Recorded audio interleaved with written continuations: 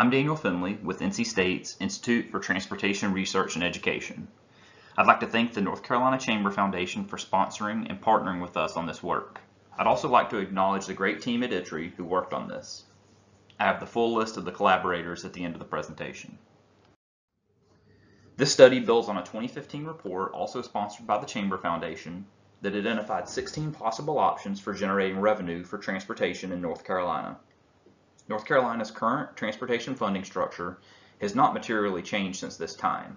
However, this new study dives into more analysis to better understand the linkages between economic development and transportation investments and implementation strategies for a handful of the most viable funding mechanisms. I'm going to start off by setting the stage for what you're going to hear in the upcoming slides. I'm kind of stealing my own thunder, but I want you to look for these themes as we move through this presentation. First, we documented that state and local communities quickly realized significant economic benefits after infrastructure investment. From 2001 to 2016, locations within proximity to NC highway projects experienced a 35% increase in employment, which was 16% more than other NC highways that were not improved. Next, we further explored and summarized the transportation funding environment and showed that North Carolina's existing motor fuels tax does not yield sufficient revenue to meet growing infrastructure demand. Finally, we present a case that revenue diversification is critical to fund the necessary transportation operation, maintenance, and modernization projects. New roads create valuable real estate for commercial businesses, provide the necessary infrastructure and connection for industry, and connect commuters with access to further employment centers, prompting residential development. All of these types of development create jobs, economic contributions, and tax revenues for the region where the road is located. Historical data demonstrates that for every $1 billion of transportation investment in the state supports 14,300 jobs, $10.3 billion in wages, and $10.8 billion in gross state product. For this research, our team developed a methodology to quantify the development surrounding road projects that occurred within the state of North Carolina over the time period of 2001 to 2016, and compared that to the development surrounding roads that had not been built or improved over that time period. To do this, the research team used land use and business data to identify the change in the number of businesses, jobs, and square footage of development within 1 mile of road projects. This first image shows the land use in 2001, followed by an image from 2016, which shows the connecting interchange between I-440 and I-87, along with the I-87 corridor. The next image shows us the differences between these two time periods, and this final image shows us a 1 mile buffer around the project, which is probably a conservative estimate of the impacts of the project. Comparing road segments with a project to road segments without projects, roads with projects experience an additional increase of development and jobs growth over the 15-year time period. For example, locations within proximity to an NC highway road project experienced 16% more job growth than other NC highways that were not improved. Similarly, the values for interstates was 47% and was 8% for U.S. highways. As the state's leadership continues to evaluate the value of infrastructure investment, it has become increasingly important to be able to quantify the economic importance of individual transportation projects. As part of this research, case study projects were selected to study the economic impacts of transportation investment and provide context to how transportation projects support the state's economy. Economic activities within 3 miles of each project area were studied between 2001 and 2016. Economic conditions before and after the projects were completed were reviewed to explore the economic effects that may be associated with the project.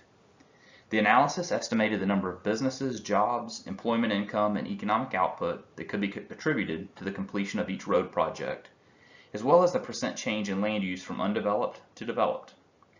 The results showed that each road project was associated with positive increases in surrounding land development. As an example, the area surrounding the Goldsboro bypass showed an increase in jobs of more than 11% from the before to the after period. The road user charge goes by several names, but the basic premise is that drivers are charged based on how many miles they travel.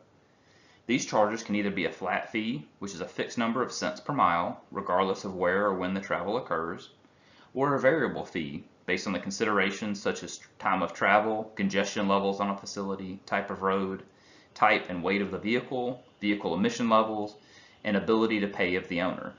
24 states are actively monitoring road user charge policies and programs. 8 have either completed or are in the process of completing a pilot program, and 2 states have active programs. We're probably all familiar with the motor fuels tax, although research shows the public generally doesn't know exactly how much we pay.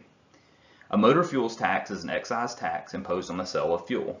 As of January 2020, drivers in the U.S. pay an average of 28.5 cents in state taxes on every gallon of gasoline, plus the federal fuel tax, adding up to an average of 46.9 cents in total taxes on every gallon.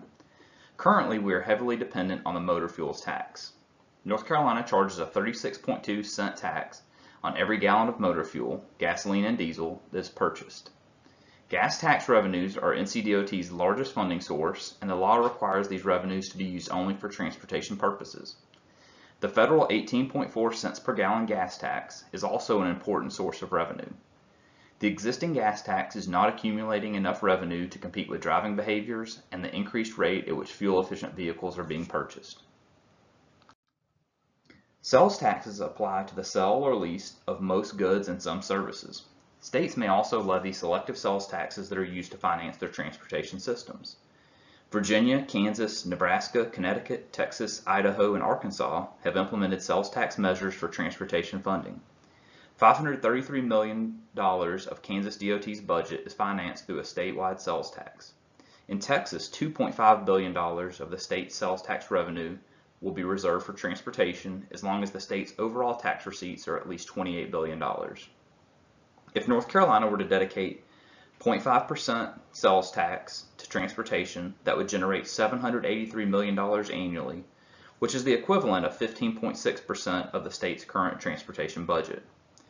If North Carolina were to dedicate a 1% sales tax to transportation, that would generate $1.5 billion annually, enough to raise North Carolina's infrastructure status from mediocre to good. Today, whenever a vehicle title is transferred in North Carolina, the buyer is charged a one-time 3% highway use tax on the vehicle's purchase price, less any trade-in value if the vehicle is purchased at a dealership. Some states impose vehicle-specific taxes in lieu of a state sales tax, while other states direct a portion of their vehicle sales tax revenue into transportation accounts. North Carolina's highway use tax functions similar to a vehicle sales tax or a sales and use tax, which are the mechanisms predominantly used in other states to direct sales tax revenue from vehicle sales into a transportation fund. North Carolina charges the second lowest effective rate in the nation. For North Carolina drivers who rent or lease a vehicle, they are imposed what is called an alternative highway use tax. For this tax, a long-term lease or rental is charged a 3% rate on gross receipts. Revenues from the long-term alternative highway use tax are deposited into the state's transportation account. Short-term lease or rentals are charged 8% on gross revenues. Looking at surrounding states, a $16,400 vehicle would be assessed $372 in our state, compared to approximately $500 in South Carolina and Virginia, and almost $900 in Georgia and Tennessee. North Carolina currently invests approximately $5 billion annually in its transportation system, which enables the state to achieve an overall infrastructure rating of mediocre. This amount is substantially less in total and per mile basis than other states with large systems, such as Florida and Texas. As with any type of infrastructure investment, the condition of the system varies based on the level of investment. To improve the roadway conditions, additional revenue would be necessary, such as a $6.3 billion amount to achieve good condition and $8.2 billion to achieve excellent conditions. Reduced levels of revenue would drop the current conditions. Building on the previous slide, this table shows us some potential options for revenue generation that vary across the columns by the amount of funding available to achieve desirable roadway conditions. Starting on the left with level D and moving through the existing funding levels toward level A. The bottom row of the table is the same amount we saw summarized on the previous slide. This scenario shows an option for replacing the motor fuels tax, so that row is empty. And the following rows show the amounts for each revenue option. This scenario assumes that the bottom 3 rows of options don't change based on the overall desired funding level. So we're only looking at adjusting 2 options in this example, the road user charge and a general sales tax dedicated to transportation. Each level assumes the highway use tax would be adjusted from 3 to 4%, that short-term lease and rental revenue would be directed to transportation, and that other NCDOT revenue would remain in force. So looking at the things that would change, Level D assumes replacing the motor fuels tax with a 0.5 cents per mile road user charge to reach the $3.8 billion total. Level C assumes replacing the motor fuels tax with a 1.1 cents per mile road user charge and directing 0.25% sales tax to the highway fund to reach the $4.8 billion total. Achieving existing conditions assumes replacing the motor fuels tax with a 1.3 cents per mile road user charge and directing 0.25% of a sales tax to maintain the current $5.4 billion funding level. Level B assumes replacing the motor fuels tax with a 2.1 cents per mile road user charge and directing 0.5% of a sales tax to reach the $6.3 billion total. Level A assumes replacing the motor fuels tax with a 3.7 cents per mile road user charge and directing 0.75% of a sales tax to reach the $8.2 billion total. This is just an example of a scenario that balances out the replacement of the motor fuels tax by diversifying the revenue sources into a sales tax and a road user charge, and the potential amount to achieve varying levels of roadway conditions. Now we'll look at some possible future options and their associated considerations. A road user charge pilot program could be established that allows North Carolina drivers to opt in to pay a fee based on the number of miles incurred on that vehicle. Assuming an administrative cost of 10%, the minimum per mile fee to offset North Carolina's existing motor fuels tax revenues would need to be 1.98 cents per mile, or approximately $290 annually for the average driver. Maintaining existing transportation income is not currently sufficient to meet the state's economic development goals. North Carolina's highway infrastructure received a grade level C from the American Society of Civil Engineers. North Carolina would require an additional $1.5 billion to $3 billion annually to upgrade to levels B or A, which would enable the state to notably improve its transportation system. Unaccommodated by other measures, this would require a 3 to 5 cents per mile charge. From 2013 to 2020, a total of 26 bills related to the use of sales taxes for transportation system funding have been enacted nationwide. This is a measure that is gaining in popularity and has widespread use.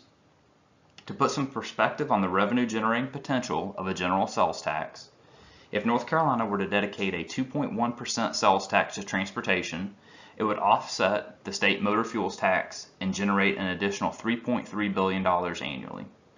If North Carolina were to dedicate a 3.3% sales tax to transportation, it would offset the state motor fuels tax and would generate an additional $5.2 billion annually. However, a lower rate of 0.25 to 1% in conjunction with other measures could help offset the gas tax.